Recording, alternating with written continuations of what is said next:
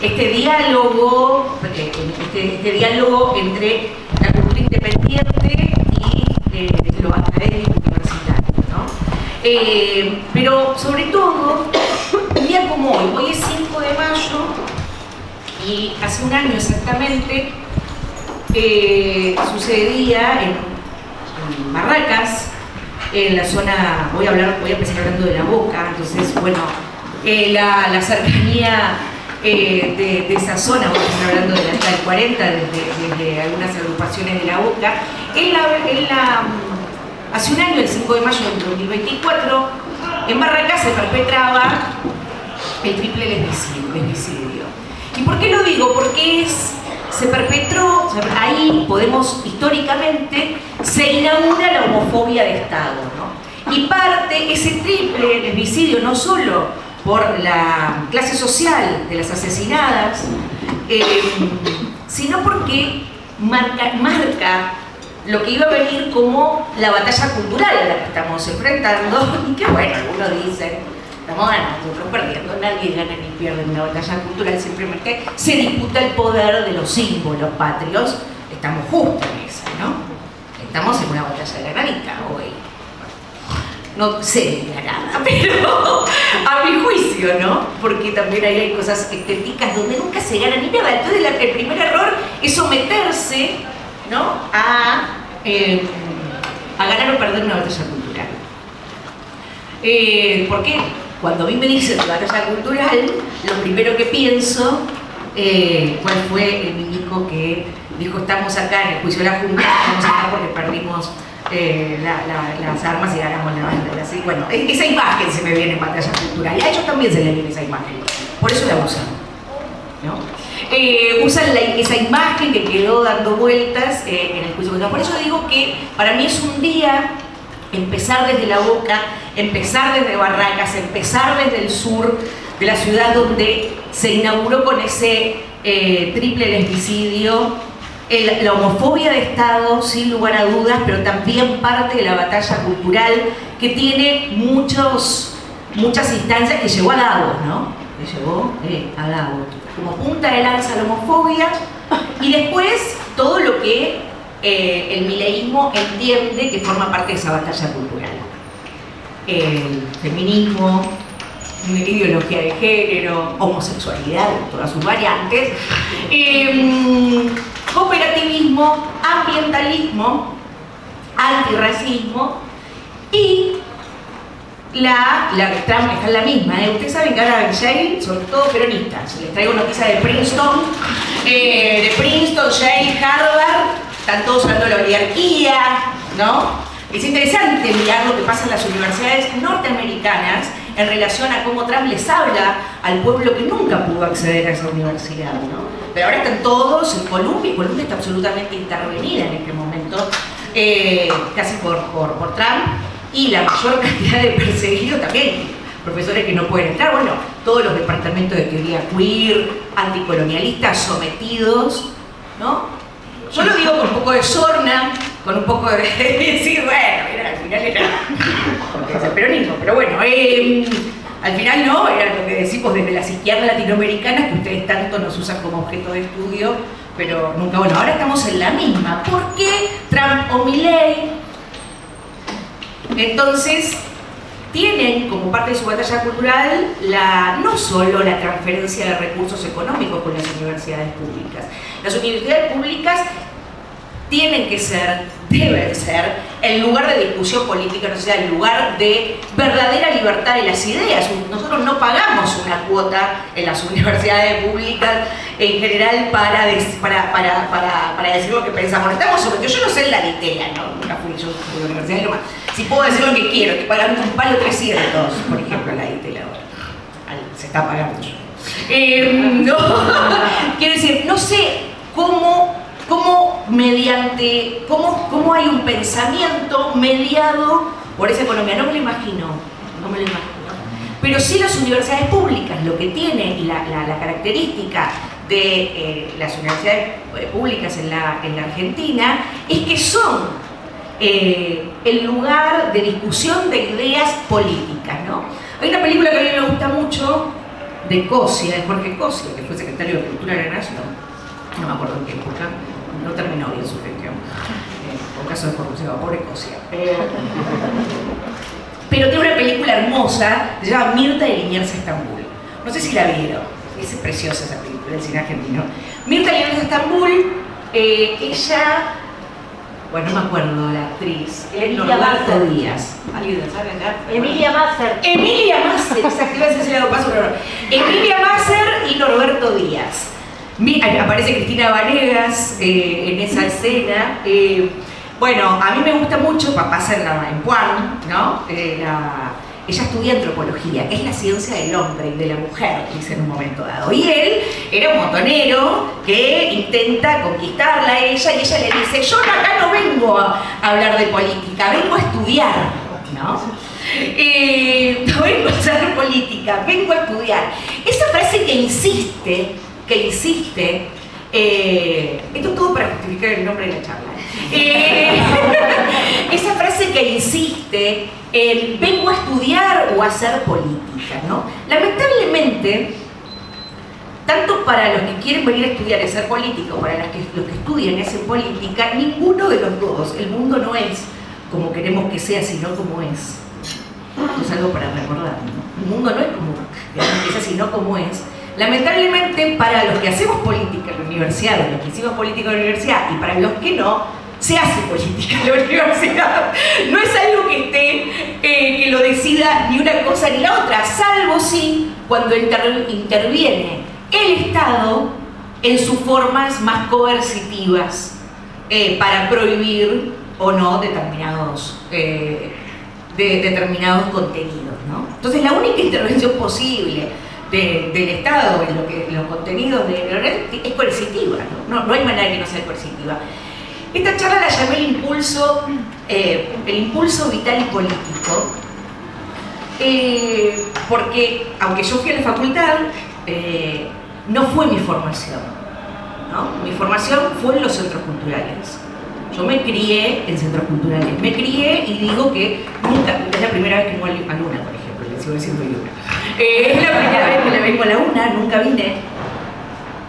Estudié en la Facultad de Loma de Zamora, fui 2 veces a Puan, no tengo recorrido universitario, pero sí hace 20 años que doy talleres en centros culturales, que organizo ciclos en centros culturales de la ciudad de Buenos Aires y del conurbano.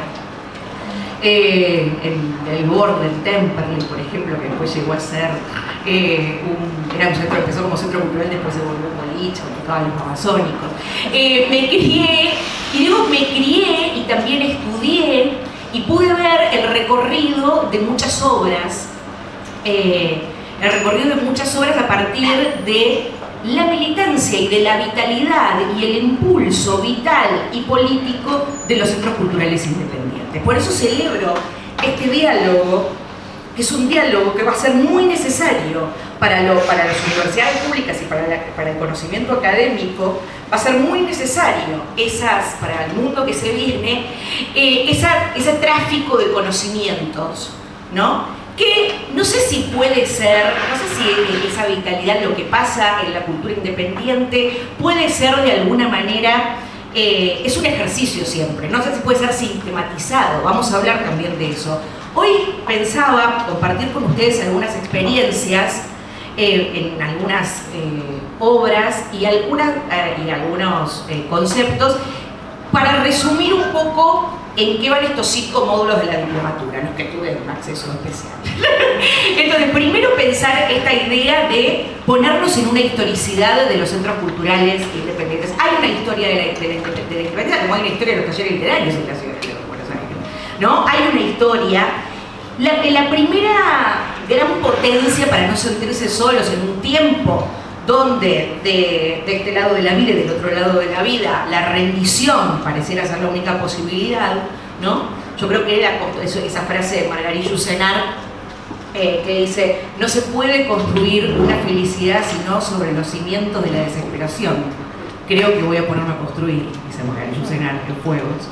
Me parece que esa vitalidad, esa posibilidad que da la desesperación o la crisis es real porque invita a pensar, si uno no se tira mucho a la autocrítica y tira una muñeca, invita a pensar esos recorridos vitales. Va a ser muy necesario estos diálogos. Entonces, de todos esos conocimientos no académicos, dispersos, anárquicos, también en un diálogo siempre en tensión, ¿no?, con lo académico, siempre tratando de que no sean del todo sistematizados, porque esa sistematicidad después vuelve. Yo me encontré también, ya que les hablo de mi vida, que les importa mucho, yo después de tanta militancia, yo la llamaba militancia, pero también estudio y trabajo en centros culturales, tuve la posibilidad de estar en el centro cultural más grande de Latinoamérica, que es el Centro Cultural Kirchner, ¿no?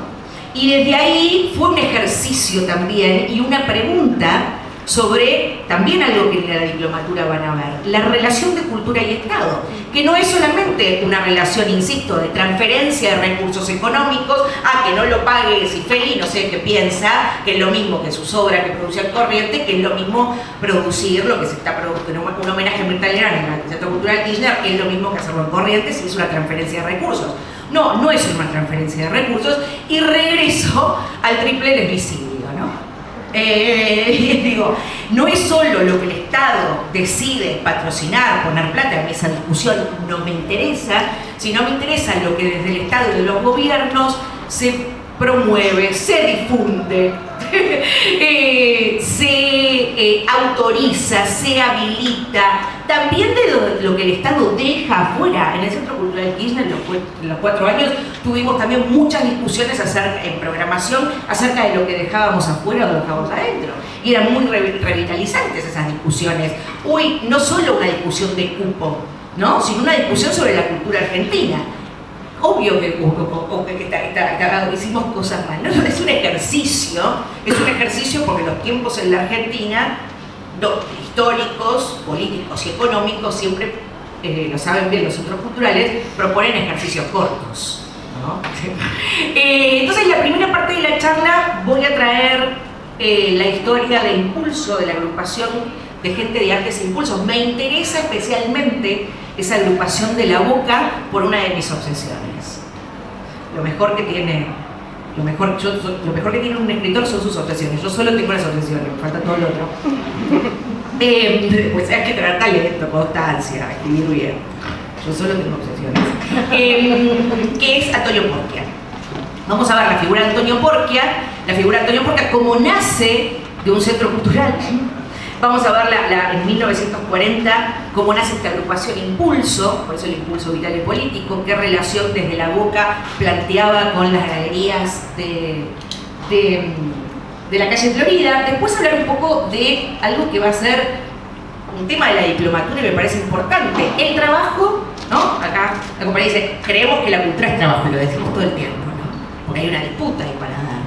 No, es un trabajo, el artista como trabajador. Vamos a hablar de eso y va a responder el arte. Y después quiero hablar un poco de lo que sucede, de los inconvenientes reales, que yo en estos años, casi 25 de centros culturales,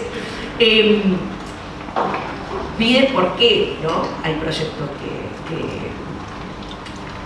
que muy pocos crecen y todos quedan, ¿no? Como ¿qué es lo que pasa en nuestras organizaciones políticas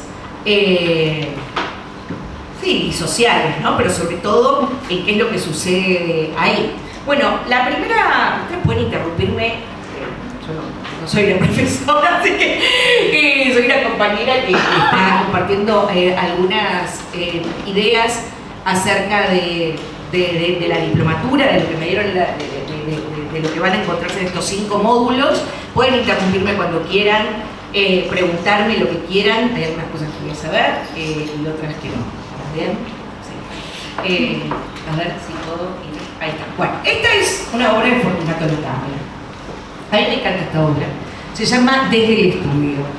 De Fortunato Lacambra mirando, ¿no?, un pintor de La Boca, década del 20, quizás 20, 30, las obras de Fortunato Lacambra. ¿Podemos correr el baño? El baño. ¿Se puede correr el baño en ese momento? Ah, sí, porque no van a ver, hay mucha voz.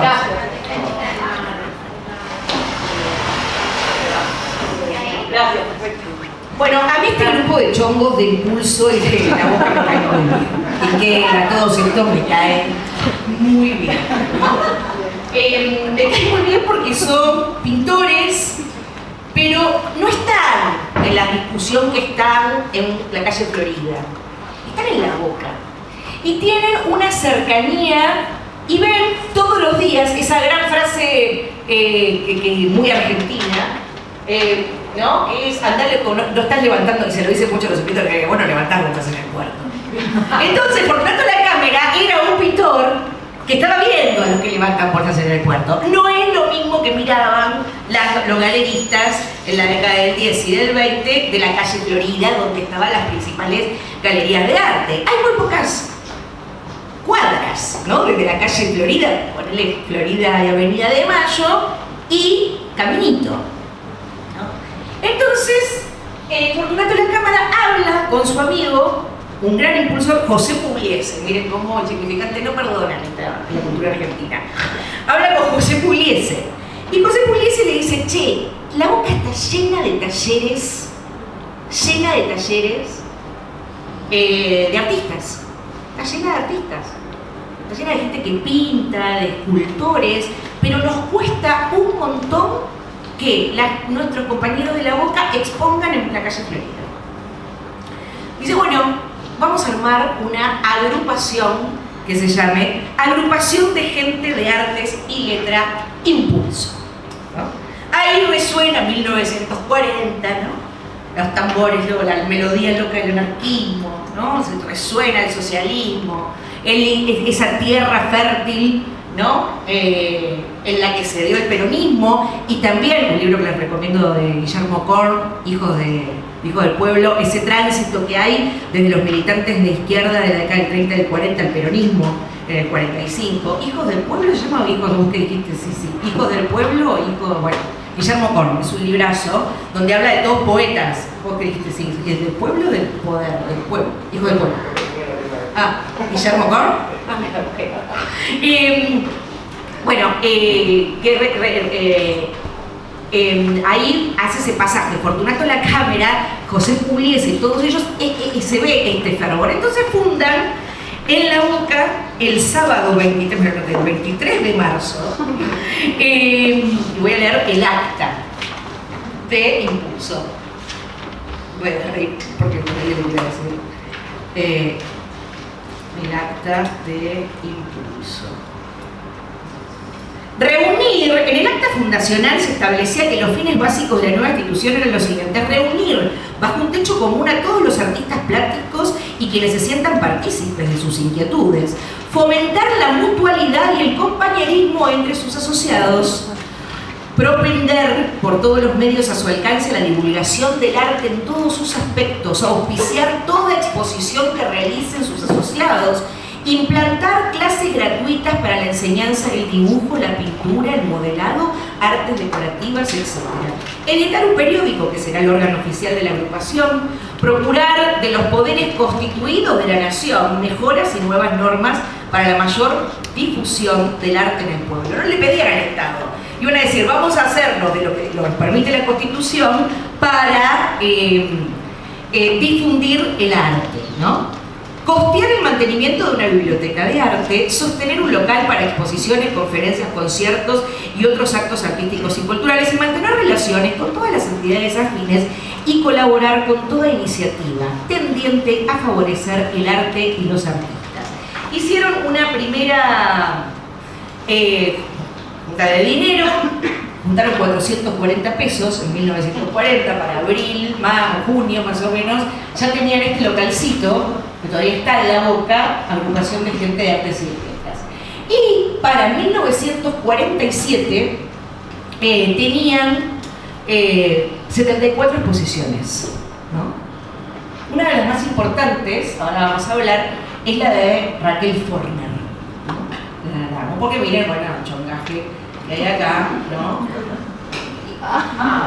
Este de acá es porque, ahora vamos a Jorge. Esta intuyó pero son solo especulaciones, ¿sabe? Es Raquel Forner, creo que es Raquel Forner, no sé si la tiene Raquel Forner, un toque la googleé, que es la escritora más espectacular que tiene la Argentina. Y eso tiene muy buenas. Bueno, estas señoras, pintoras, José Pugliese, pero bueno, acá está, este que creo que es Pugliese y la cámara no lo dijo, pero me importa Raquel Forner y me importa Antonio Portia. Esta es básicamente una de las reuniones de la agrupación. Empieza también a llevarse muy bien, a ver si les suena, Baldomero Fernández Moreno, el poeta médico, el de los 70 balcones y ninguna flor, que les pasa a sus dueños, no creen en el color, no creen. Bueno, Baldomero a su vez funda también una agrupación que creo que es la agrupación de arte de Avellaneda, ¿no? A ver.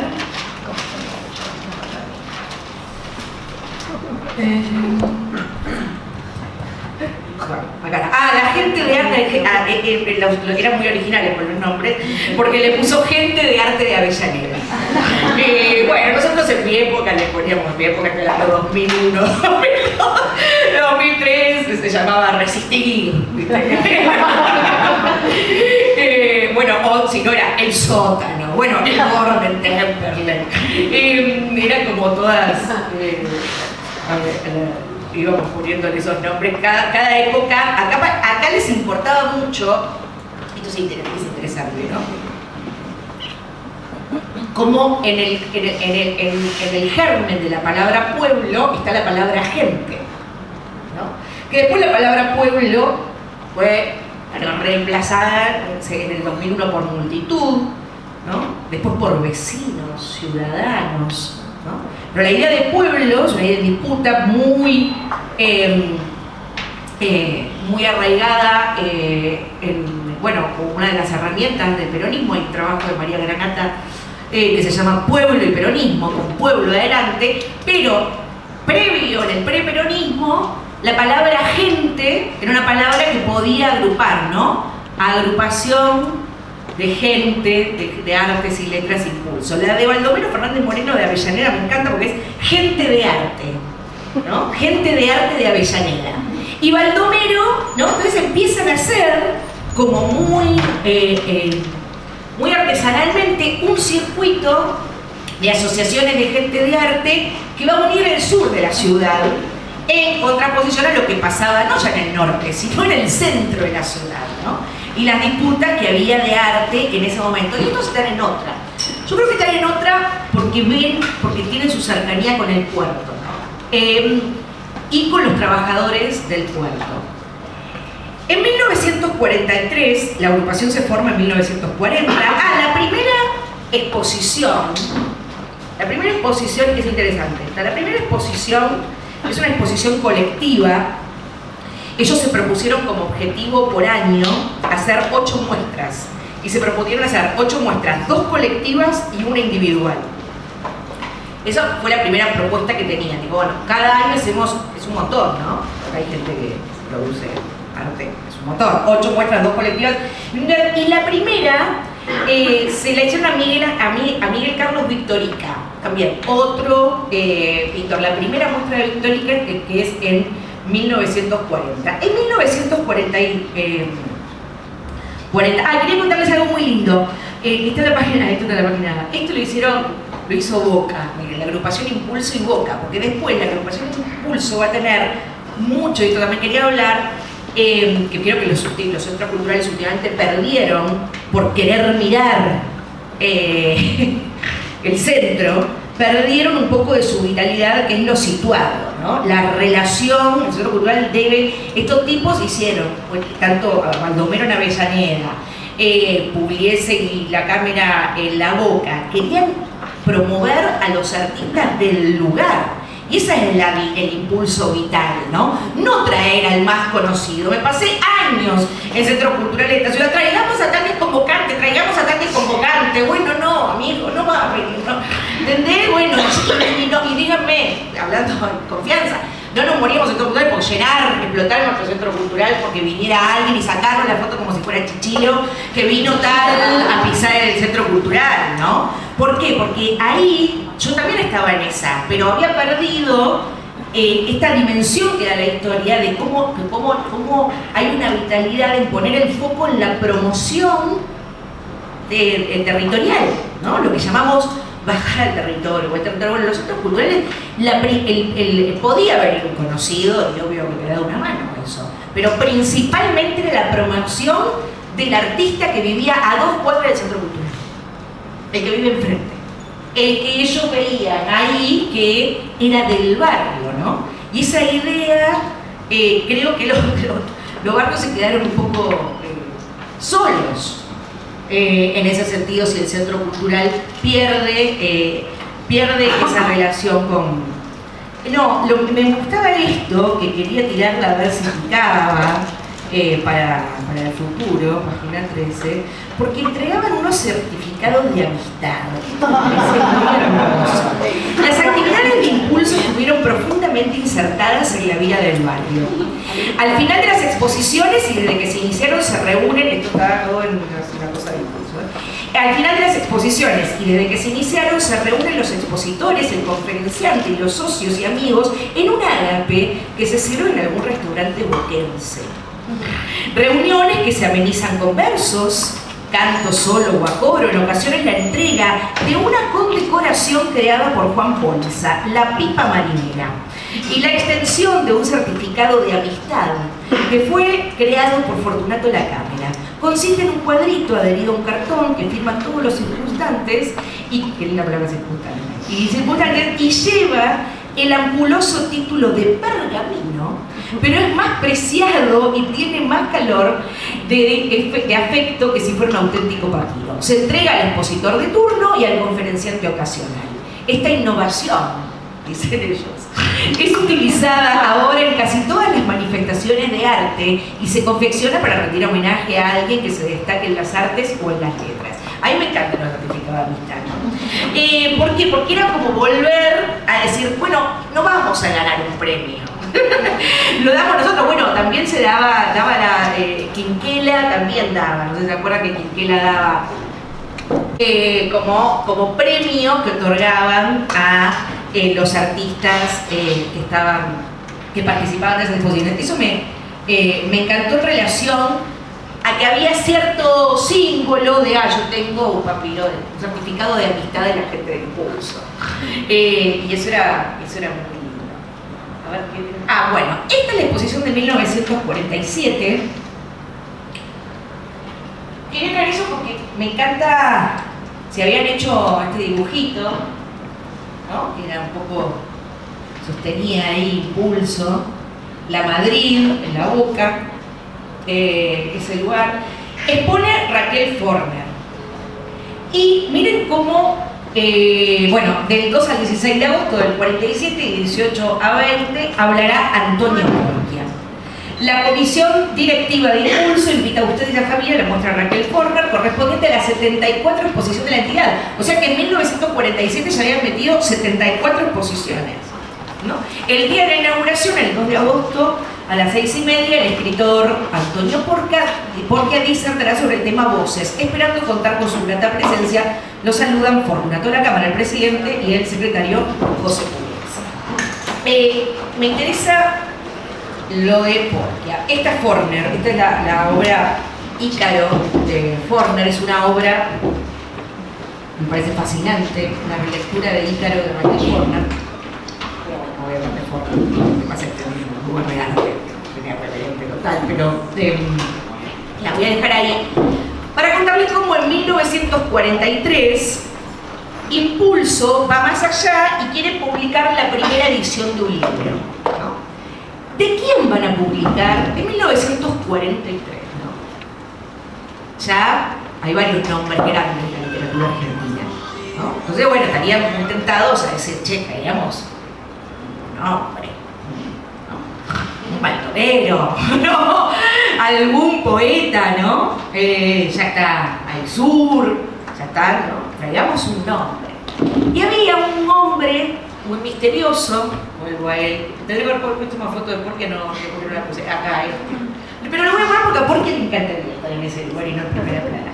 Porquia tenía 57 años, había nacido en Catanzaro, en Italia, y con 18 años vino él y su familia, se instaló en La Boca, empezó como a trabajar como levantando bolsas en el puerto. No tenía ninguna preparación. Dicen que se vinieron de Italia porque era hijo de un cura, que huir. Pero él, con sus amigos de La Boca, siempre escuchaba, decía, anotaba en servilletitas o en pequeños papeles esas voces que escuchaba. Situado en una nebulosa lejana, hago lo que hago para que el universal equilibrio del que soy parte no pierda el equilibrio. Me ha llamado con las mejores palabras, la has llamado con las... Este es polémico. La has llamado con las mejores palabras y aún no la quieres. Es que te falta llamarla con las peores palabras para quererla. Quien pierde su corazón, quien pierde su cabeza de niño, pierde su cabeza. Bueno, y otros aforismos. En realidad, Borges, perdón, miren qué confusión. Porquia no es un aforista, es un escritor que escribe estas sentencias a medio camino entre la sentencia filosófica, el aforismo, la poesía, sin lugar a dudas, arma poemas, pero la vitalidad y la importancia de Antonio Porquia en la literatura argentina es muy enorme. Dos nombres de la literatura argentina están absolutamente atravesados y cada vez descubro más por la obra de Antonio Porquia. Principalmente Alejandra Pizarnik. Lo dice César Aira en su Pizarnik, dice: la obra de Antonio Porquia fue de mayor importancia para Pizarnik. Pizarnik se cartea con Porquia, y la primera parte de Pizarnik empieza a publicar en el 55 su primer libro, ¿no? Y 43 las voces de Porquia. Y otro, para el cual la obra de Porquia tiene la mayor importancia también, es Osvaldo Lamborghini, ¿no? Que escribe Porquia estaba loco, en Sebregón y Retrocedo. Se lo quieren buscar. Sin lugar a dudas, estas pequeñas voces, Porquia odiaba que dijeran aforismos, principalmente porque Porquia no sabía lo que era un aforismo. Había leído un solo libro en su vida. Los que lo conocieron dicen que era un hombre muy sobrio, comía vino, un salame, se juntaba con sus amigos de La Boca, vivió en La Boca, después se mudó a una casita muy pequeña en Olivos, murió ahí en el año 1968. Entonces sus amigos en 1943 le dicen: che, está buenísimo esto que escribís, está buenísimo, vamos a publicarte voces. Y le publican voces. Impulso imprime 2000 libros. Nada, están ahí en el local de la Madrid, y Porquia no hace nada con esos libros. Entonces pasa un mes, pasan 2 meses, entonces la cámara le dice: escúchame, Porquia, tenemos que hacer algo, tenés que ir a venderlo. Le vendieron algunos ahí a los asociados, y le dice: ¿y por qué era un tipo como tan sobrio y con tan poco sentido comercial, o con esta idea de vender su libro, que le daba mucha vergüenza ir a ofrecerlo? Entonces le comentan que estaba la asociación, otra asociación, ¿no? Pero esta sí ligada con el Estado, le comentan que estaba la Asociación de Bibliotecas Populares, la CONAVIP, ¿no? Entonces dice: mirá, vos le das los libros a la CONAVIP, y la CONAVIP tiene bibliotecas populares de todo el país, desde Salta hasta... Y entonces Porquia dice: entonces, compañeros, ¿por qué no donamos mis voces a la CONAVIP? Pero ¿por qué a vos no querés hacer un mango con esto? No, era otra época. El libro estaba. Hacen esa primera edición de 1943, esas 2000 ejemplares, lo distribuyen en todo el país. Entonces, desde ese momento, todo el país tiene voces de Antonio Porquia. Una publicación surgida de una agrupación voy a decirle Centro Cultural a partir de ahora, Impulso, que no se enojen, del Centro Cultural Impulso. Una vez fui a dar una charla, para que vean, me voy a dar corte porque para eso lo hacemos, para darnos corte, di una clase en la Universidad de Michigan sobre la Lamborghini. Y entonces empiezo a hablar de Antonio Porquia y se levanta una profesora argentina que estaba en Michigan y entonces levanta la mano y me dice, la verdad que me extraña muchísimo lo que me decís de Porquia, porque mi abuelo, que era albañil, tenía un solo libro en su biblioteca y era Voces de Antonio Porquia. Dice, jamás, y yo siempre, decía ella, que era profesora argentina en una universidad de Estados Unidos, dice, y yo siempre pensé que era como, porque no sé si algunos se acuerdan de Naroski, de José Naroski, que era un escribano de Lanús, que escribió unos aforismos horribles, nada, con lo de Porquia, pero como que hay algo muy popular en eso, ¿no? Entonces esta profesora me decía, me matás con que fue, con que lo leyó Lamborghini, lo leyó Pizarnik. Bueno, la segunda edición de, eso también tendría que traerlo, perdón, pero lo buscaré, se lo mando después. La segunda edición de Voces, después del 46, se vuelve un éxito, y la tercera es festejada por Borges, ¿no? Que encuentra en Porquia, bueno, dice él, uno de los pensamientos, uno de los pensamientos más profundos, ¿no? Y le hace un prólogo a la tercera edición Borges. La mirada de Borges sobre Porquia le abre a Porquia el Grupo Sur, pero esta idea pareciera una celebración de lo, no sé, pero pareciera una celebración de lo independiente y lo es. Y ¿no? De cómo se menosprecia Sur y se enaltece a la gente de Impulso. En ese momento, el secretario de redacción de Sur, cuando descubren a Porquia, era Juan José Hernández, un gran poeta y escritor tucumano, que era secretario de redacción. Entonces le dice, bueno, Borges le dice a Victorio Campo, che, publicar Arcano Este, obrero de la Boca, le sacó Impulso el libro, pero está buenísimo, así que publicar en Sur algunos aforismos. Y Porquia va con algunos aforismos. Va con uno de los primeros aforismos era, no descubras que puede haber nada, no descubras que puede haber nada y nada no se vuelve a cubrir. No descubras que puede haber nada y nada no se vuelve a cubrir. Ese es uno de los aforismos con otros, situado en una nebulosa lejana, ¿no? Pueden en mí más que todos mis infinitos, mis 3 o 4 costumbres inocentes. Ese me gusta mucho. Entonces, bueno, le da una serie de aforismos. Juan José Hernández lo cita a Porquia y le dice, mire, Porquia, le quiero hacer una corrección. Porque en castellano, y más acá, se usa yo creo que lo que usted quiere decir, le dice Juan José Hernández, con buena intención, es no descubras que puede no haber nada y nada no se vuelve a cubrir, porque nosotros en el castellano usamos la doble negación. Entonces Porquia agarró y le dijo, le agradezco mucho, Juan José, por la oportunidad, agarró sus aforismos y se fue. Y nunca publicó en Sur. Él tenía Impulso. Eso, un subrayado, pero él tenía Impulso. Cuando estaba, es hermoso, Roger Caillois, un francés que fue parte de la academia, uno de los primeros de número de la Academia de Letra Francesa, Roger Caillois, está tomando algo en la redacción de Sur y ve sobre el escritorio de Juan José Hernández los aforismos que nunca se publicaron en Sur y los lee, ¿no? Y se vuelve loco y dice, el pensamiento más excelso, algo así, el pensamiento más excelso lo encontré en Antonio Porquia argentino, y lo traduce al francés.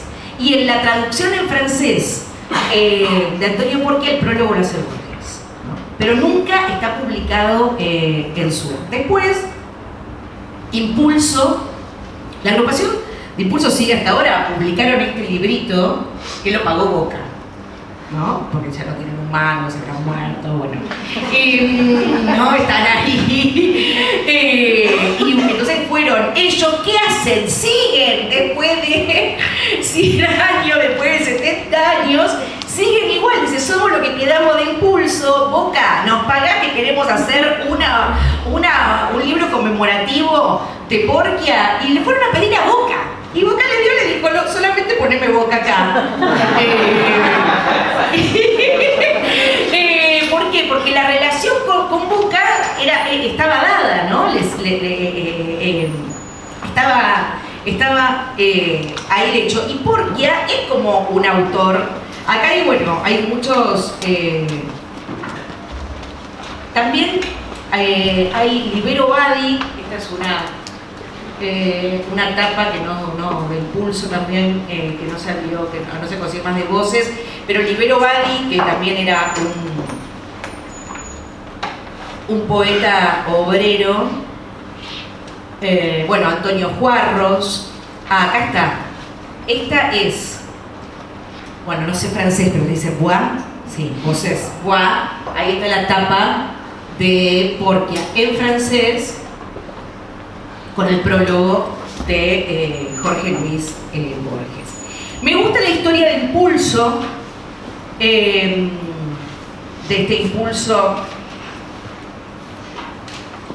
vital y político que tenían y que nace por la carencia de un circuito de circulación, y primeramente por esto, porque dice, bueno, nuestros autores no tienen un lugar en la calle Florida, entonces lo gestionamos desde ahí, y la exposición tampoco era, creo, para Impulso una meta llegar hasta ese centro, sino vitalizar esa zona de la ciudad y armar organización con otros.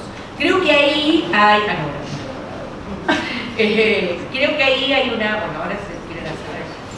Creo que hay... Bueno, esta invitación me encanta, la pregunta porque me encanta. Bueno, esto es Bonnie, ahora vamos a hablar un poco de la segunda parte, ¿no? Hay una Impulso entendía y sabía. Antonio Porquia nunca trabajó de escritor, es decir, no ganó un peso. Sus voces, hasta hace muy poco en Parque Rivadavia, sigue existiendo Parque Rivadavia. Sí, por ahora. En Parque Rivadavia se conseguía Chete, la última edición de Voces, muy barata. Es un libro que nunca, quiero decir, es el libro más leído tal vez por las clases populares y por la alta clase, ¿no? Es un libro que atraviesa las clases sociales, y es un libro porque murió, no te digo pobre, pero murió de su trabajo en la Boca, y después trabajó como en una imprenta, ¿no? Era un obrero, ¿no? La idea era, bueno, hay otro, Fortunato La Cámara, cuando un escritor, a ver si me lo anoté acá, me lo voy a olvidar.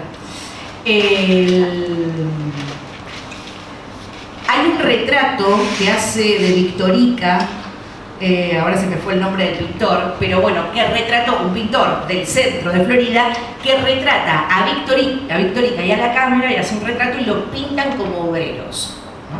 Porque había una idea de que los artistas agrupados alrededor de Impulso eran artistas obreros, ya sea porque ellos mismos eran obreros, o porque ellos intentaban buscar en el obrero su parte artística, o porque como Quinquela como La Cámara, intentaban mostrar la vida del obrero en relación con el trabajo. Y acá, una segunda parte que me parece la más interesante, la más problemática, en el sentido de problema filosófico, que es... Son las 7 ya, voy a meterle pata un toque. Así acabamos para preguntas. Bueno, y dejo afuera algo que iba a comentar de Puch para ¿qué es el artista como trabajador, no? Es algo que van a ver mucho en la diplomatura, y me parece fundamental pensar en nuestros centros culturales como esa potencia y ese reclamo de la cultura como trabajo, del artista como trabajador, no se transforma en un obstáculo, porque es el verdadero obstáculo, ¿no? Nosotros no somos felices productores de obras de la calle corriente, no tenemos, a veces no hay plata para pagarle, ¿no? Y tenemos en estos años mucho ejercicio, bueno, como impulso, asociación, pagar una cuota, ¿no? Es interesante también, y pensaba hoy cuando preparaba la clase, que lo dejo, es un pensamiento muy fresco, como si relegamos ciertas discusiones a lo periodístico y cómo los medios de comunicación sí lograron, en contra de un mainstream, ¿no? Comunicacional, armar, bueno, ustedes seguramente pagan Futuro, Relati, Miralesta, pero algunos de los medios de lo que trabajo yo, no trabajaba. Y bueno, y se paga, ¿no? Ahora Perfil, página 12, yo quiero leer la contratapa de María Moreno en página 12, asociate, ¿no? Cómo los medios de comunicación sí viraron a ese modelo de asociación y no lo hicimos los centros culturales. ¿Por qué? Porque hubo discusiones que relegamos a los medios de comunicación, ¿no? Yo no quiero que se discuta si un artista es trabajador, los comunicadores en los medios de comunicación. Los conozco a todos, no tienen la menor idea de lo que es el trabajo del artista. Digo, entonces las discusiones a veces cuando se dan de el artista es trabajo, el artista es un trabajador como un médico, es lo mismo ser maestro que ser pintor, es lo mismo pintar una casa, un albañil, que dar un taller de danza contemporánea, ¿no? ¿Viste? Esas discusiones se lo dejan a lo más bruto de la sociedad, que es lo que está en los medios de comunicación. Es lo más bruto de la sociedad, ahí, en serio. Lo sé perfectamente. Entonces me parece que esas discusiones, ¿dónde tienen que estar? Tienen que estar en la universidad, acá se tiene que discutir. Acá se tiene que discutir y bajar línea nosotros sobre el trabajo, o esas grandes conversaciones sociales, la punta de lanza tiene que ser las universidades, de donde salen los conceptos, y también los centros culturales donde viven los artistas, donde trabajan los artistas. Y creo que en los últimos años lo que sucedió con los centros culturales fue que estuvimos tan preocupados por cómo le pagamos al artista que no pudimos dar esa discusión y nos corren, y parece que lo único que se puede hacer, más que dar una discusión de qué tipo de obra tenemos, de qué tipo es solamente defenderse de cuánto estamos pagando o no, ¿no? Porque es un problema la idea del trabajo y el arte, o del trabajo y el artista. A mí me gusta siempre que respondan las propias obras de arte. Principalmente hay tres problemas que siempre en relación al trabajador y al artista, o al escritor y al artista, lo pensamos mucho. Siempre hay tres básicas, ¿no? Primero, que te dicen, bueno, el privilegio de trabajar de lo que te gusta, ¿no? Vos tenés un privilegio. Trabajar lo que te gusta, no estás como yo en el banco contando billetes. Entonces, después a eso se le contrapone la precariedad. Ah, sí, pero vos tenés obra social. Yo no tengo obra social ni vacaciones, ¿no? Dice el artista. Bueno, entonces, primero el privilegio, después la precariedad y después la productividad, ¿no? Que el artista dice, yo trabajo 24/7. Estoy todo el tiempo pensando en mi trabajo, aun cuando no trabajo, ¿no? Estoy trabajando. ¿Por qué? Porque trabajo en lo que me gusta. Y esa frase de mierda, ¿quién trabaja? A mí me la decían en radio a veces. Trabajar en lo que te gusta y no trabajarás un día, ¿no? Bueno, sobre esos problemas y frases hechas y sentidos comunes, cabalga la problemática de, uy, ¿cuánto cobra un poema? No es lo mismo que un poema que una crónica. No, la crónica no sé lo que trabajé. Bueno, esta pintura por metro cuadrado la cobramos por figura convocante, las obras de teatro. Es muy difícil, ¿no? Esos temas, vamos a volver sobre eso por unas obras. Esta obra es de 1968. Otro centro cultural, no sé si decirme Calle Florida. Calle Florida, miren qué distinción. El Instituto de Iquela, ¿no? Usina de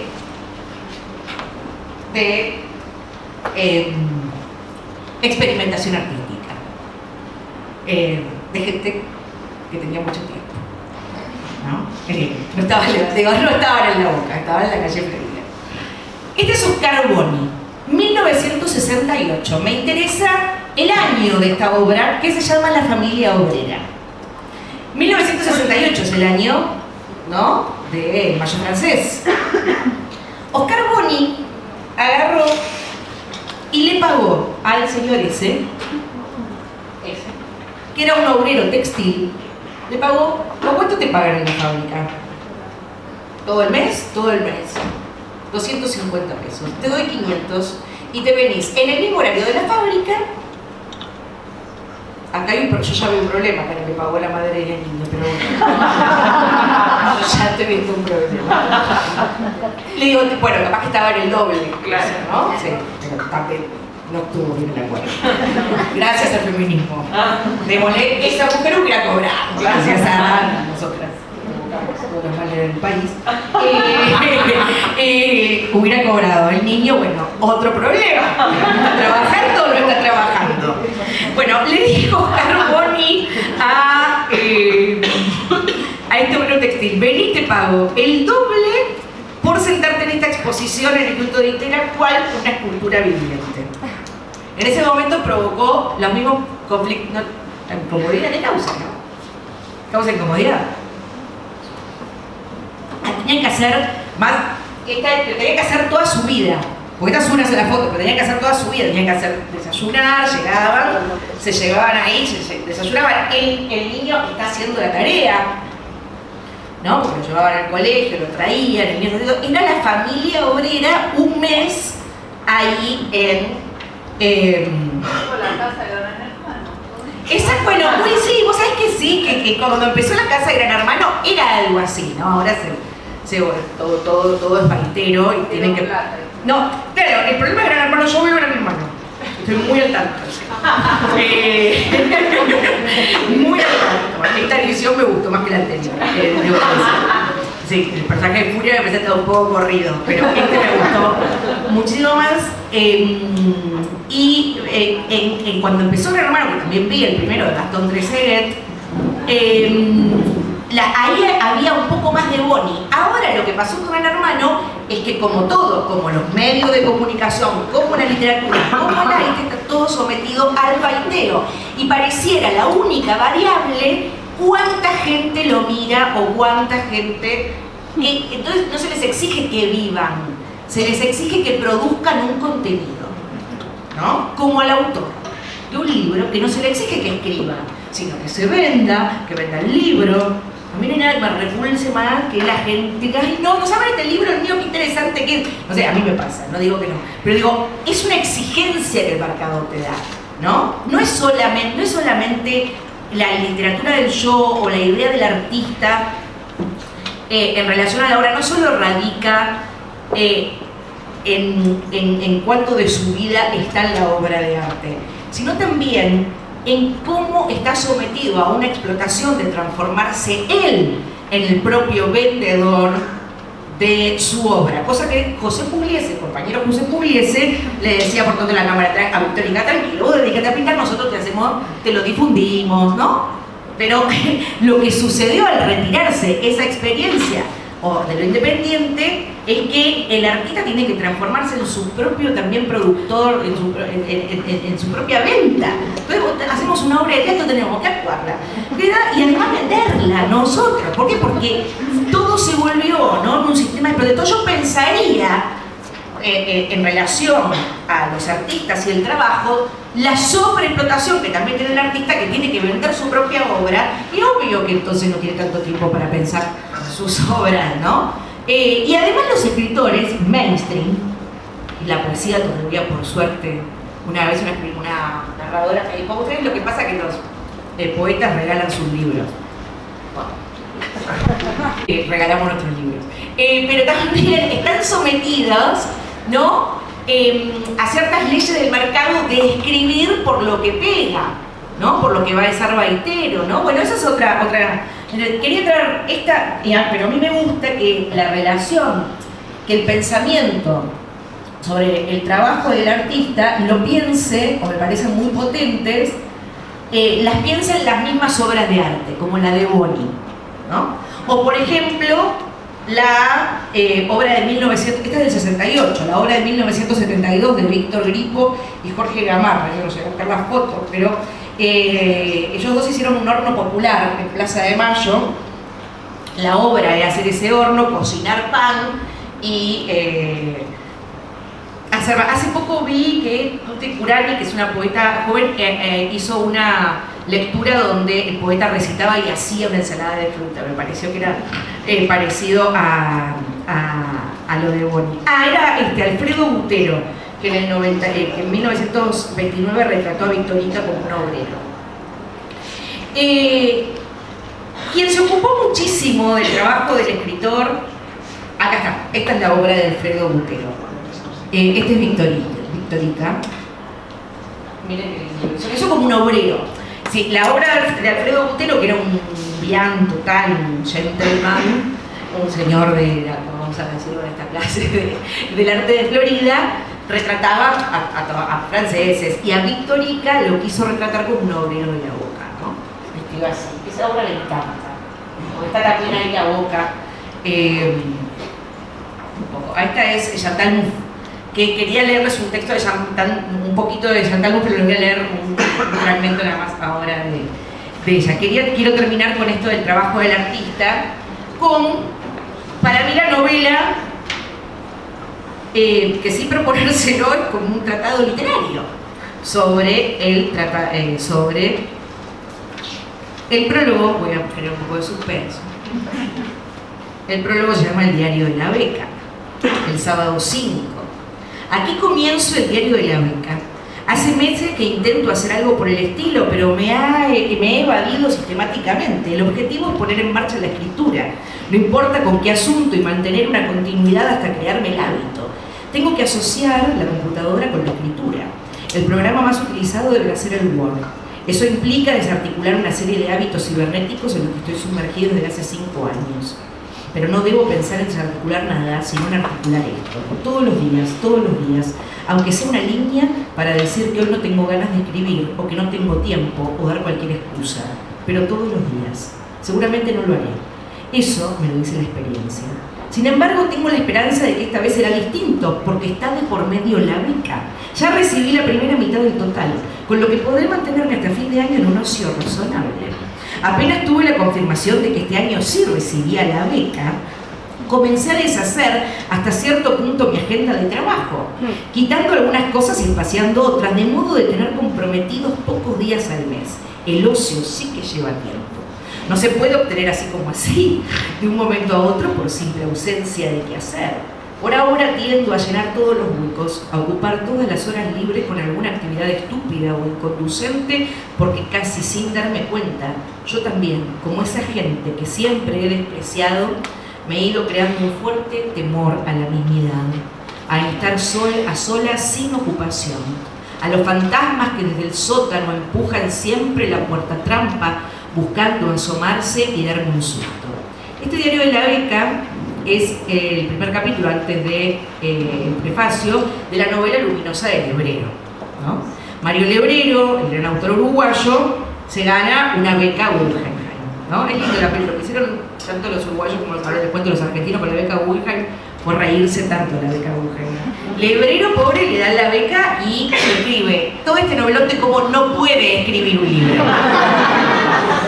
La novela luminosa es todo un novelón de cómo él no puede escribir, ¿no? De cómo leer, y todo el tiempo está atravesada, es una lectura, tiene muchas, la novela luminosa, pero a mí la que me interesa es cómo todo el tiempo él dice, tengo tiempo como escritor de pensar por qué no puedo escribir esto, más que de escribir una novela. Después, lo que hizo el gran Federico Peralta Ramos, que era un Peralta Ramos, Federiquito, ¿no? Mar del Plata. Dice, mis antepasados fundaron Mar del Plata, yo fundé Mar del Plata. Bueno, a Federico Peralta Ramos le dan la beca Guggenheim, la beca más prestigiosa del mundo, y él que hace, siendo uno de los perteneciente a una de las familias más ricas del país, y ese me parece el chiste principal, hace una cena en el Hotel Alvear. Se gasta, no sé cómo serán, $20.000, entonces se gasta $20.000 en la cena del Hotel Alvear. Lo mejor, pide caviar, champagne, diésel, a mí me gusta, le meto una pimienta, no es verdad, pero... bueno, invitó a todos sus amigos loquitos, y artistas, y hasta invitó gente que me hubiera gustado con más indigentes, pero invitó indigentes, gente que vivía en la calle. Federico Peralta Ramos se movía desde Cábana hasta Florida Garden. Es más, la gran frase, el poema de él, a mí me gusta acá, es el Florida Garden. Un amigo le dice, ¿no tenés ganas de conocer Nueva York? No, a mí me gusta acá. Dice, acá que Buenos Aires, no, el Florida Garden. Bueno, todo esto está en la película de Néstor Frenkel sobre Federico, que es muy buena. Se la recomiendo, pero también hay algo de Federico Peralta Ramos en relación al trabajo del artista. Y también le quería traer en relación para que responda el arte, un poema de Cristina Peri Rossi, otra uruguaya. ¿Verdad que el otro día en el taller que doy, en un centro cultural, en un club, en un espacio de tango, leí este poema de Cristina Peri Rossi y en la clase me dijeron, se parece a Mario Lebrero. Yo había preparado a Mario Lebrero para hoy y dije, lo voy a sumar a Cristina Peri Rossi. Y porque también es un poema donde ella habla de que la contrataron para escribir en una editorial una crónica, ¿no? Y dice, me llaman de una editorial y me piden que escriba 5 folios sobre la necesidad de la lectura. No pagan muy bien. ¿Quién podría pagar bien por un tema así? Pero de todos modos necesito el dinero. Así que enciendo el ordenador y me pongo a pensar sobre la necesidad de la lectura, pero no se me ocurre nada. Es algo que seguramente sabía cuando era joven y leía sin parar, leía en la Biblioteca Nacional, leía en las bibliotecas públicas, leía en las cafeterías y en la consulta del dentista. Leía en el autobús y en el metro. Siempre andaba mirando libros y me pasaba las tardes en la librería de usados hasta quedarme sin un duro en el bolsillo. Tenía que volver a pie a casa por haberme comprado una Virginia Woolf. Entonces los libros parecían la cosa más importante de la vida, fundamental. Y no tenía zapatos nuevos, pero no me faltaba un Volcker o un Onetti, una Catherine Manfield o una Juana de Ibarburu. Ahora la gente joven está en las discotecas, no en las bibliotecas. Yo me hice una buena colección de libros, ocupaban toda la casa. Había libros en todas partes, menos en el retrete, que es el lugar donde están los libros de la gente que no lee. A veces tenía que seguirle durante mucho tiempo las huellas a un libro que había salido en México o en París, una larga pesquisa hasta conseguirlo. No todos valían la pena, es verdad, pero pocas veces me equivoqué. Tuve mis Paveses, mis Salinger, mis Sartre, mis Heidegger, mis Milló, mis Camus, mis Baudelaire, mis Neruda, mis Vallejos, para no hablar de los Cortázar o de los Borges. Por allí andaban los Pedro Salinas y los Ambrose Bierce, la infame turba de Dante.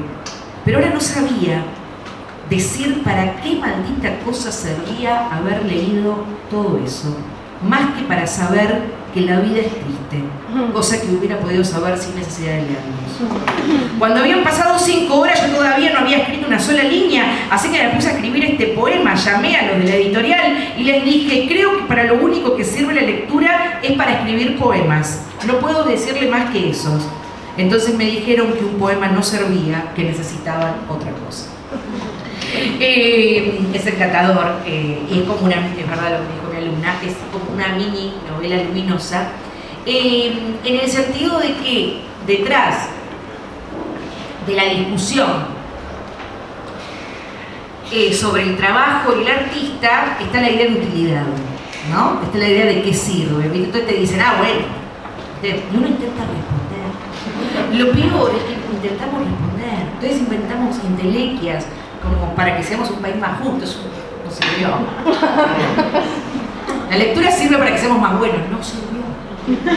¿No? Para no votar a un tipo que te dice que el Estado tampoco sirvió, ¿no? Porque no es que tenemos, ¿no? Entonces, la trampa es discutir eso y no afirmar, ¿no? Y no afirmar, y no entrar en esa discusión. Por eso la discusión de que yo no quiero responderle no quiero responder, cosa que van a abrir la diplomatura también, la relación entre cultura y Estado en términos de cuánto sale una obra de teatro o un concierto de Lali o la última muestra que apoyó el Ministerio de Cultura y fueron 3 personas. No quiero discutir en términos de personas, quiero discutir en términos del triple lesbicidio de Barracas. En términos de cómo la cultura que apoya un país es el entramado invisible de las acciones sociales de las personas, ¿no? En esos términos quiero discutir, en nuestros términos y no en los términos mercantilistas, porque si no ya ganaron la mitad de la discusión. ¿Difícil? Es difícil. Pero yo no quiero discutir para qué sirve un poema, quiero responder con Piri Rossi, quiero responder con Oscar Boni, quiero responder con la cena con las obras de arte que pensaron eso, porque en la cristalización del pensamiento de esos artistas está la misma respuesta, ¿no? Radica la misma respuesta. Y creo que ese es un pensamiento que también a nosotros que tenemos otros culturales independientes, que nos movemos en el ambiente independiente, es muy poderosa también, ¿no? Porque nosotros no nos preguntamos por la razón, como se llama esta charla, tenemos impulso vital y político, hay un impulso creativo y ese impulso hay que darle de comer, no hay que cercenarlo con cuentas, ¿no? Hay que darle de comer a ese impulso y entrar en esa discusión. Por último, quería meterme en un tema. Así que dejamos lugar, son 7:30. ¿Estamos bien? Sí, pero quería dejar como un buen tiempo para las preguntas. También me gusta traer este texto acá porque es un texto que viene de una traducción de un historiador del arte, de un traductor, de un archivista también, de un intelectual que está en la universidad, pero también en lo independiente. Este es un texto que tradujo y compartió Nicolás Cuello, que se llama La organización política no es terapia.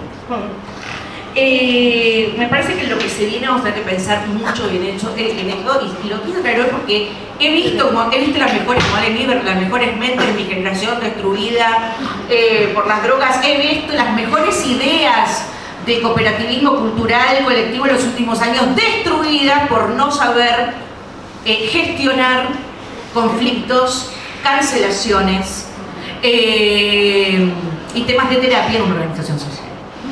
Es antipático el tema, el texto es antipático, muy antipático, y me parece que ya ante la antipatía general, ¿para qué? ¿Con quién quiero quedar bien? ¿No?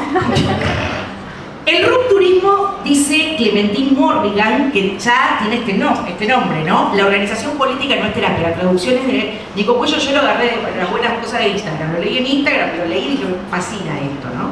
El rupturismo se refiere al fenómeno por el cual las tácticas de la cultura de la cancelación son dirigidas a una organización política, ya sea desde fuera o desde adentro de la propia organización.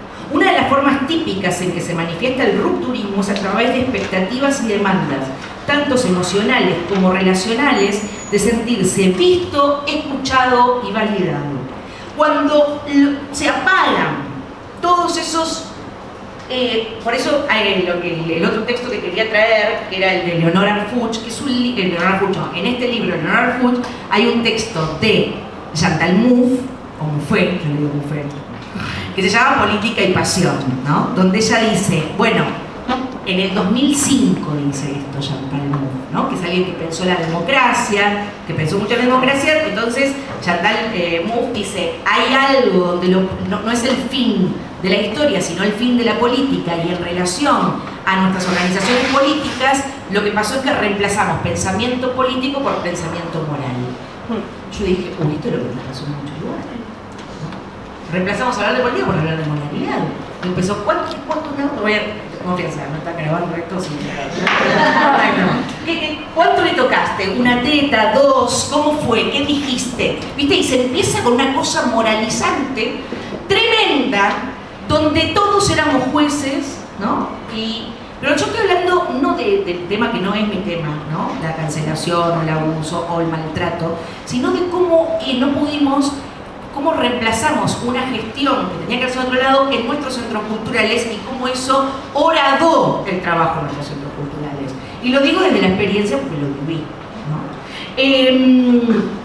Los intentos de reemplazar las tácticas de la cultura de la cancelación con formas menos destructivas de abordar los conflictos en los espacios de organización política a menudo aumentan esta dinámica en lugar de deshacerse de ella. Se da por sentado que las necesidades emocionales y relacionales no solo deben ser bienvenidas en la organización política, sino que deben ser el centro de su atención. Esto me parece tan antipático como verdad. A veces dejamos de hablar del trabajo del centro cultural para hablar de... El otro día también una amiga me dijo, yo estaba en organizaciones donde después que discutíamos de política teníamos que expresar cómo nos habíamos sentido en la reunión. Claro, es un chiste, pero pasó, ¿no? Entonces, el lugar de organización política, y pienso, y acá doy por sentado, que un espacio cultural es una organización política, en términos de Morgan, pero también en términos más o menos, ¿no? En términos en que se dirimían en el espacio de discusión política, se dirimían otros conflictos relacionales donde ese no era el espacio de discusión. Y me parece que esto es fundamental para trabajar en la base, porque si no, no salimos más. Es decir, como pensar cómo no es un lugar solo para hacer, y también todo no es solo un lugar para sentirse bien lo que yo hago. No es que haga una lectura de poesía para, ay, mira qué mundo, oh, qué terrible, entonces acá me siento bien, ¿no? En realidad hay otras cosas, el MD, qué sé yo, para sentirse bien, no sé, pero hay otras cosas. Yo quiero, digo, ¿por qué? Porque hay algo de y vuelvo al impulso, ¿no? Hay una necesidad principal, no es como se sentía Fortunato la cámara o como Antonio Cortia con sus voces. Era que había una convicción de que esas voces esas exposiciones tenían que llegar. Entonces había un orden de prioridades. Da Morrigan, también de forma medio antipática, bueno, el axioma de que lo personal es político nos ha llevado a creer que lo inverso es igualmente cierto. Lo político ahora es personal. Interesante esa frase. Entonces ella da una serie de... dice, bueno, lo que hay que pensar, no solamente la pregunta de lo que traes, de cómo te sentís en la organización política o cultural, es verdad lo que estás diciendo, sino lo tenés que exponer de manera clara y específica. Y si estás haciendo una acusación de que esa organización es racista, sexista, por ejemplo, debe ser claro y específico sobre el comportamiento. Yo pensé en algunas cosas con Morrigan. Digo, bueno, lo que pasa es que también se le pide mucho al que está expuesto a eso, ¿no? Entonces no solo te tenés que ser el que se expuso y quiere plantear eso en la organización, tiene que encima ser claro y específico. Bueno, es una crítica que le hago yo. Pero igualmente creo que lo que ella intenta es separar la paja del trigo y que seamos creativos en habilitar otros mecanismos donde esas cosas relacionales puedan hacer sin que esté en juego esa organización, ¿no? Dice, debe ser claro y específico sobre cuáles son los comportamientos o políticos que expresan lo que estás denunciando. Esta especificidad es necesaria para determinar las acusaciones. Después, ¿es útil lo que estás diciendo? ¿Esta retroalimentación mejora la capacidad de organización para alcanzar los objetivos? Esta pregunta me parece interesante. ¿O estás tratando de tomar el control? Bueno, acá ella es muy mala, ¿no? Dice, ¿o estás tratando de tomar el control de una organización llevándola en una dirección completamente diferente? Yo no sé si la resuelvo. Pero yo veo un montón de cosas militares que ¿se emplearía mejor tu tiempo y energía intentando hacer que una organización se alinee con tus estrategias o visiones políticas específicas? ¿O me sería mejor llegar a un acuerdo, permitir el desacuerdo y tal vez pasar a otra organización? Las organizaciones políticas funcionan principalmente, y esto me hizo pensar en los centros culturales, las organizaciones políticas funcionan principalmente con trabajo no remunerado o mal pagado. Por eso justamente es el lugar donde pareciera que como no te estás pagando ahí, es el lugar del afecto, ¿no? Ese es el error, ¿no? Como no está mediado el mercado, es el lugar del afecto. Eso hay que darlo vuelta. Las organizaciones políticas funcionan principalmente con trabajo no remunerado o mal pagado. La organización política es trabajo afectivo, en que las personas ya están agobiadas por el capitalismo, exprimen tiempo y energía de sus escasas vidas para luchar por un mundo mejor y más justo. El tiempo es uno de los recursos más preciados de una organización política. Entonces, ella invierte la carga de la prueba y dice, si nuestro tiempo es el más preciado, porque estamos poniendo esto y ya estamos agobiados por lo otro, decir, bueno, esas necesidades emocionales totalmente normales para un ser humano, pero no es el trabajo de una organización, esta frase, no es el trabajo de una organización política satisfacerlas. Entonces no es el trabajo, creo en esta época, o sería mi deseo, lo personal, que la vitalidad y el impulso vital de las organizaciones y de los centros culturales para este tiempo que se viene no sea el lugar de canalizar las necesidades emocionales, sino las políticas en tanto obra de arte, ¿no? Lo mejor es satisfacer esas necesidades de tus realizaciones, que yo lo hice, terminar con un terapeuta. ¿Es amable lo que estoy diciendo? Continúa. Y no es amable. No son tiempos, y yo agrego, no son estos tiempos amables. Pero la no amabilidad de estos tiempos, la no amabilidad de estos tiempos es también, nos tiene que dar no solamente el espacio de la queja, sino habilitarnos también a nosotros pensamientos poco amables para el crecimiento colectivo, porque si no, lo de la salida colectiva está un poco vacío. Entonces, ¿de qué lo llenamos? Yo no quiero llenar estos pensamientos incómodos. Lo colectivo tiene una tensión con lo personal. No van a ser amigos. No van a ser amigos. No van a ser amigos nunca. No sé por qué se comprende esto en otras cuestiones de la vida, ¿no? Lo mismo que, y no en esa, ¿no? Lo personal y lo colectivo. Hay algo que siempre está cediendo, pero esas tensiones son también los vehículos de pensamiento político y son los saltos que dan en la sociedad, ¿no? Yo termino con esto, esta antipatía mía que tuve de este texto, pero todos somos y siempre somos seres emocionales, sí, dice ella, sí, afirmativamente. Todos somos y siempre somos seres, y siempre seremos seres emocionales y relacionales, pero somos capaces de organizar nuestra vida de un modo que llevemos diferentes niveles de emoción a diferentes contextos. ¿Viste? Que en las organizaciones políticas se escucha mucho el ordenate.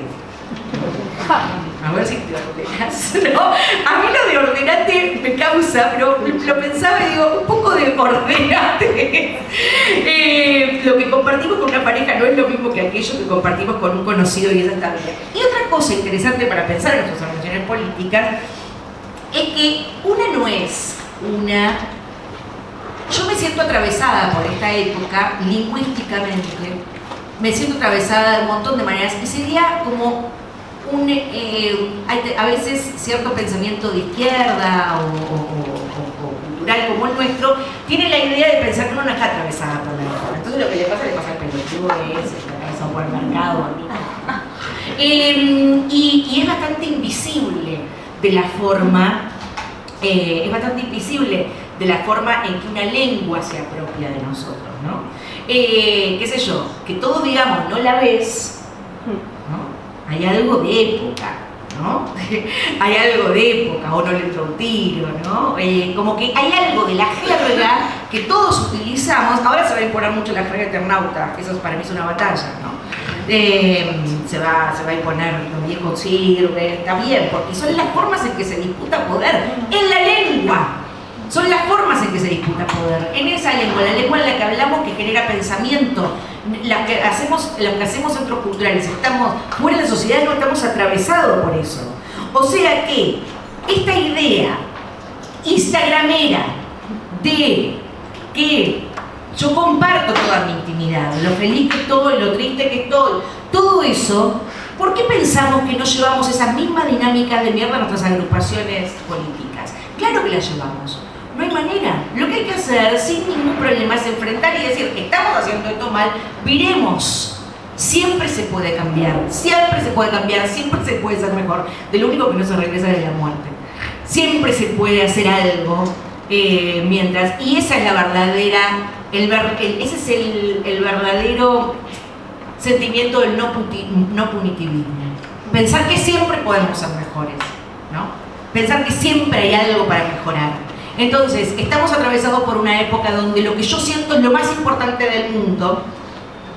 No, a mí Tom Lupo, porque se cumplió varios años de la muerte, también estoy un poco emocionada con eso, y también que me crié con Tom. Para los que no lo conocen, googleen Tom Lupo. Tom Lupo siempre me decía, a ver, contanos más de tu vida que nos interesa. Como diciendo, no importa tu pobre vida, estamos acá para hablar de poesía, o de la muerte, o de conceptos, no de tu vida. Era un poco feo lo que me decía, sí, pero ahora, después de mis 45 años, lo veo como un gran potencial eso, ¿no? Yo sé que lo más importante del mundo es nuestro pobre yo. Lo sé. Porque todo nos indica en una época que lo más importante es nuestro pobre yo. Tenemos que virar ese yo para hacer posible la salida colectiva, ¿no? ¿Dónde la entrenamos? La entrenamos en los centros culturales. La entrenamos en las micropolíticas que hacemos, en ese impulso vital y colectivo de relacionarse con el otro, de confiar en el artista, de enterarte que tu vecino es pintor, más que de llamar al pintor más conocido, que estás poniendo, no me importa tres carajos, tu centro cultural. Entonces, ¿no? En esas dinámicas. Después quería traer un recuerdo de este sótano en Venezuela. Hablando de todo el tiempo, de Venezuela 338 creo que es, San Telmo, corazón de San Telmo. Este lugar, ahí otra apropiación, ¿no? De lo paramilitar a lo paracultural en el 80. Agarrar este lugar, lo alquilaron, las gambas al ajillo, Alejandra Fletcher, bueno, ya sé. Me acuerdo mucho de Ginás, de Verónica Ginás, y es el lugar, por este sótano, es el lugar en que el Batato Varela, Alejandro Martilleta y Tortonese trajeron por ese mismo sótano de la poesía a Alejandra Pizarnik y a Storni, ¿no? Si la academia después rescata a Estornio, rescata a Alejandra Pizarnik de el silencio en el que estuvo la dictadura, es porque en un centro cultural pequeñísimo de la ciudad de Buenos Aires, en Venezuela al 300, estos tres trastornados recitaban y miren lo que era el lugar, ¿no? Esa práctica de lo paracultural que es una respuesta a lo paramilitar, ¿no? Y la historia, ¿no? El significante que no perdona en este país con la K. Es el significante que no perdona, no soy yo. Acá está ese sótano y esa vitalidad. Bueno, o sea, últimamente se estuvo pensando, ¿no? Pero en las conversaciones surgió mucho lo del paracultural, ¿no? En las conversaciones, bueno, vine escuchando mucho eso, así que, bueno, quería, bueno, ahora no digo eso. Pero bueno, no podemos dejar eso. Me quería quedar con eso, agradecerles muchísimo. Y bueno, y ahora sí abrir un espacio de preguntas. Yo tengo no esperanza, tengo una confianza en la cultura argentina, no por Netflix, otro día hablamos, la transferencia de recursos. A mí me hubiera gustado no celebrar que todos los que hicieron el Eternauta pasaron por el Inca, sino celebrar una producción nuestra. Espero que la haya, la va a ver, estoy segura. Donde la experimentación sea otra cosa, pero bueno, me fui de tema.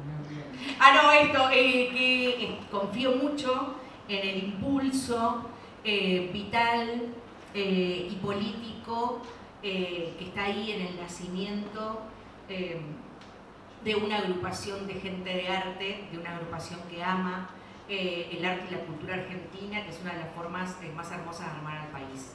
¿no? Los ricos aman de una manera, los obreros aman de otra. En la cultura tenemos nuestra forma de amar a la Argentina, de amar esta lengua y que es, esta cultura inquieta, a la que tenemos que seguir disputándole espacios y relecturas. Así que bueno, muchas gracias.